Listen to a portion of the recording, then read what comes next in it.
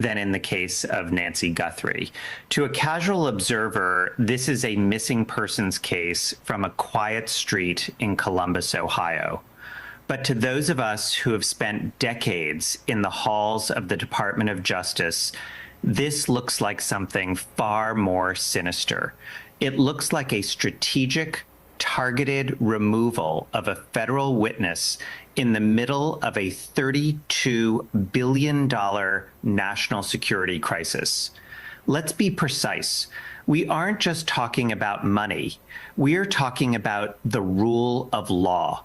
We are talking about the fundamental promise that if you see a crime and you report it to the authorities, the system will protect you. If that promise is broken, the entire justice system collapses. Nancy Guthrie was 84 years old, an age where most are enjoying retirement. But Nancy was a pharmaceutical compliance officer at MedSource Logistics. This wasn't a mom and pop shop. It was a $470 million revenue engine in the Midwest. Nancy's job was to be the internal police. She checked the billing codes. She made sure the medicine reached the hospice centers and nursing homes.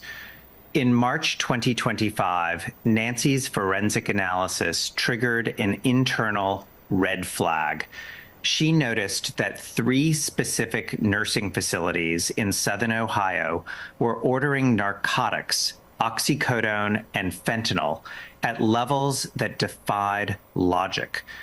In the world of federal prosecution, we look for deviations from the norm.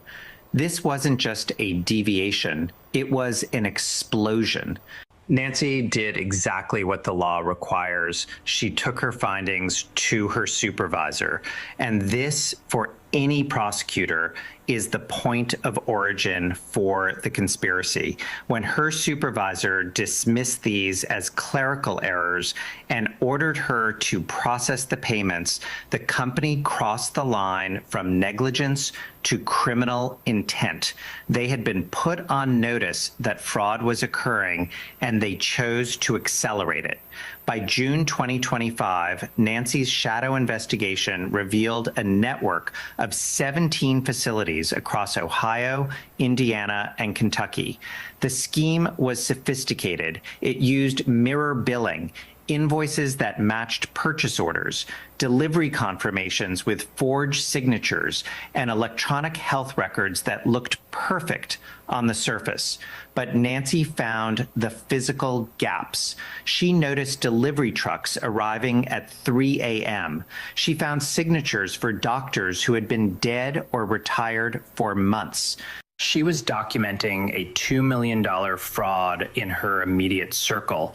But as we now know, she was just scratching the surface of a $32 billion national epidemic. To understand why someone would want to silence an 84-year-old woman, you have to understand the incentive structure. During the COVID-19 pandemic, the federal government, in a rush to save lives, loosened the verification requirements for Medicare and Medicaid. The motto was speed over paperwork. But as any prosecutor will tell you, when you remove the locks from the vault, the thieves don't leave just because the emergency is over. By 2026, those temporary, relaxed rules became a permanent gateway for organized crime. The Centers for Medicare and Medicaid Services reported that in the 2025 fiscal year, improper payments reached $86 billion. Let's break down that $32 billion in intentional fraud. That is more than the yearly budget of the FBI, the DEA, and the ATF combined. It is a sum of money so large it has its own, quote, gravity. It buys politicians, it buys silence, and apparently, in Columbus, Ohio, it buys a professional disappearance. Medicare's Hospital Insurance Trust Fund is set to run out by 2031. We are only 5 years away from a total system failure. Every dollar Nancy documented being stolen by MedSource Logistics was a dollar taken from a grandmother who needs a hip replacement or a child who needs life-saving medication. This is the human victimology that white-collar criminals want us to forget. The forensic timeline of February 10th. Now let's perform a digital autopsy of the night Nancy vanished. This is where the case moves from financial fraud to a criminal enterprise investigation. On February 10th at 11:18 p.m., Nancy's cell phone pings a tower near her home for the last time. At 11:38 p.m., she receives a text message from a disposable burner phone. This phone was activated 3 hours prior and deactivated immediately after. This is tradecraft. This is not the behavior of a random kidnapper. It is the behavior of someone who understands how to evade federal digital forensics. At 11:47 p.m., the surveillance camera catches the figure. Look at the movement. It's low profile. They avoid the direct light. At 11:49 p.m., Nancy is on her laptop, uploading her final evidence to the DOJ's secure portal. Think about the bravery of that moment. She knows she is being watched, but she is hitting send on the truth. At 11:51 p.m., exactly 2 minutes later, her Wi-Fi connection is severed. In my years at the DOJ, I've seen thousands of coincidences, but a Wi-Fi death signal 2 minutes after a grand jury witness uploads a smoking gun document, that is an act of interference. When investigators entered her home, they found the hard drive missing. The drawer was pried open. No struggle, no other theft. This was a surgical extraction. The corporate flight, signs of guilt. Let's look at the consciousness of guilt. On February 7th, just 3 days before Nancy disappeared, MedSource Logistics listed its $31 million headquarters for sale. On February 5th, 2 board members resigned. In a RICO, Racketeer-Influenced and Corrupt Organizations investigation, we call this winding down the enterprise. They are liquidating assets to move them to offshore accounts in the Cayman Islands, accounts Nancy had already identified in her spreadsheets. They are scrubbing the deck before the federal search warrants are executed. The grand jury in the Southern District of Ohio has now pivoted. They aren't just looking at healthcare fraud. They are looking at 18 U.S. Code, Section 1512, witness tampering. If Nancy was removed to prevent her testimony, the sentencing guidelines for the executives at MedSource Logistics just jumped from 5 years to life in prison. But here is the prosecutorial reality check. Without Nancy, the case is in jeopardy. Defense attorneys will use the confrontation clause of the Sixth Amendment. They will argue they have a right to cross-examine the accuser. They will try to throw out the shadow files she kept.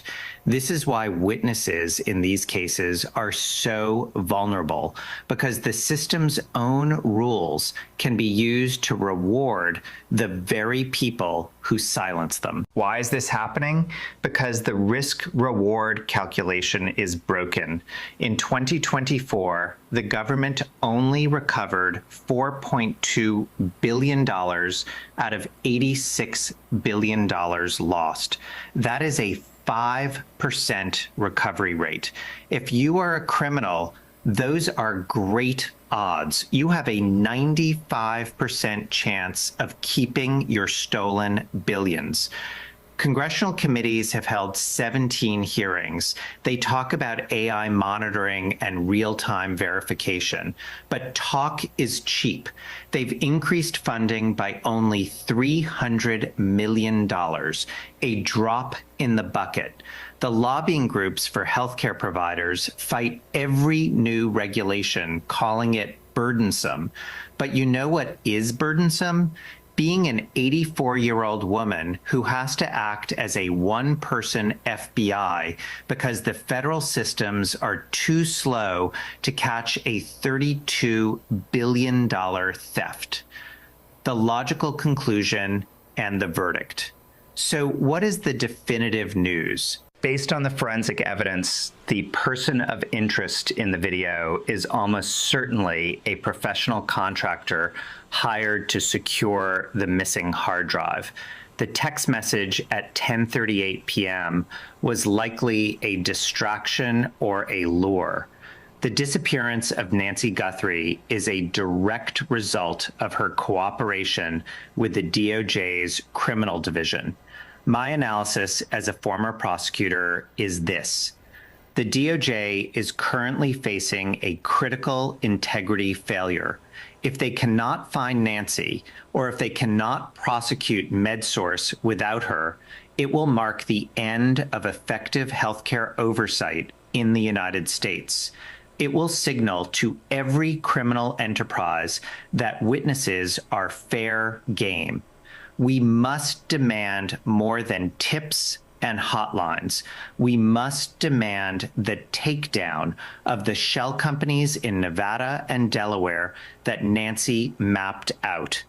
We must follow the $8 million that flowed through Meridian Health Solutions.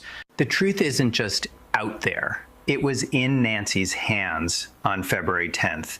She did her part. She gave us the map. Now the question is, does the Department of Justice have the spine to follow it to the end? We are in February 2026. The clock is ticking on Medicare, and it is ticking on Nancy Guthrie. The system is on trial.